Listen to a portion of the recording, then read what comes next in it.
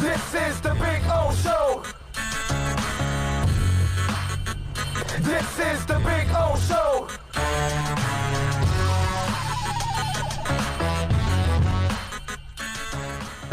Big O, I met Marino twice. He seemed like a great guy. Do you have any funny, interesting Marino stories you can share with us? I've had a great time with Marino. I've never, I can't say anything bad about him, and I don't really have any. No, I don't have any real funny stories. Oh, I do have one.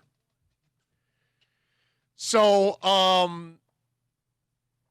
Marino is, after every game, Marino took the time with a child that, it was kind of whether it was a Make-A-Wish type of deal or just, a child that was, struggling one way or another in life, physically, those kind of things.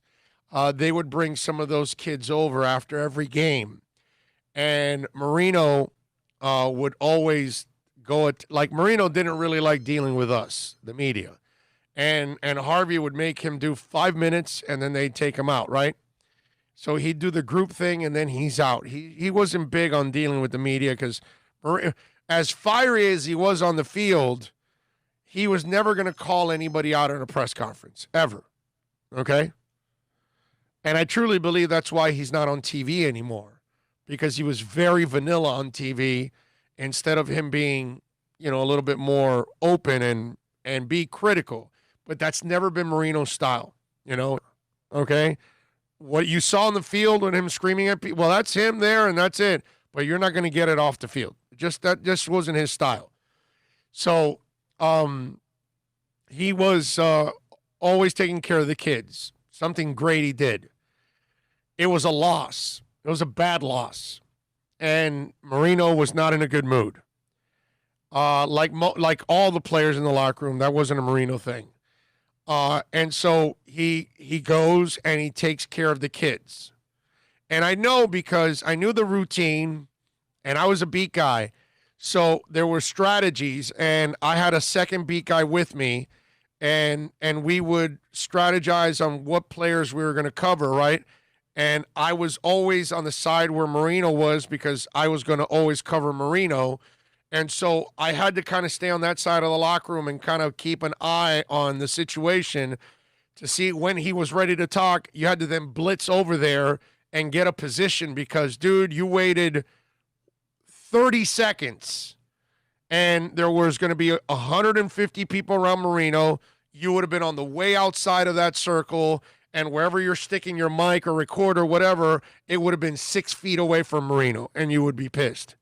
So I would stay somewhere really near, so I always had the mic like right next to his voice. Wherever his mouth was, that mic was going to be right next to it, and I wasn't going to allow anything less to happen, right? So obviously it was very close to where Marino was at. So Jim Barry, wait a minute, I want to remember correct. No, this is how it goes. So Marino then takes care of the kids. He does the gangbang, right? So he comes to his locker. We all go, boom. We all put the mics. We ask him all the questions. We're done the 5 minutes. Boom, we break up. And then he goes, and as he's, getting dressed and this and that, another kid shows up in a wheelchair that they wheel in. And he walks over to hang out with the kid a little bit more. Another kid. Mind you, Marino lost, okay? Marino's pissed, but he compartmentalizes it all, and he goes to take care of the kid, right? So as he's taking care of the kid and talks to him, I believe they brought a football. He signed it and gave it to the child, and the child was, obviously, just going giddy like you and I would if Marino gave us a signed football, right? So he's pumped up, right? And so Marino smiles, this and that, and he walks over to his locker room, and Jim Barry comes and goes, "Hey, Dan, we missed the group setting. Can I get a couple questions?" He goes, "No, I'm not talking now." And so then Jim was like, well, why, man? You're not doing anything. This and that. So Jim kind of pushed it, you know? And so Marino drops an F-bomb in his ass. And he says, hey, F you, get the hell out of my face. Leave me alone. I already talked. Right? And so, Jim was like kind of like taken aback and a little pissed that Dan snapped at him, right? Because, Jim also thinks like he's, something special from up above or something like that, because he, used to rap on Sunday nights. He'd give us some really bad raps, and he actually thought he was, that put him on some kind of pedestal or something. And so he was entitled to an interview, and then the ultimate dude that you want that interview from puts you in your place. And so, yeah, a couple of F-bombs were exchanged, and then Barry went on his way. So there you go.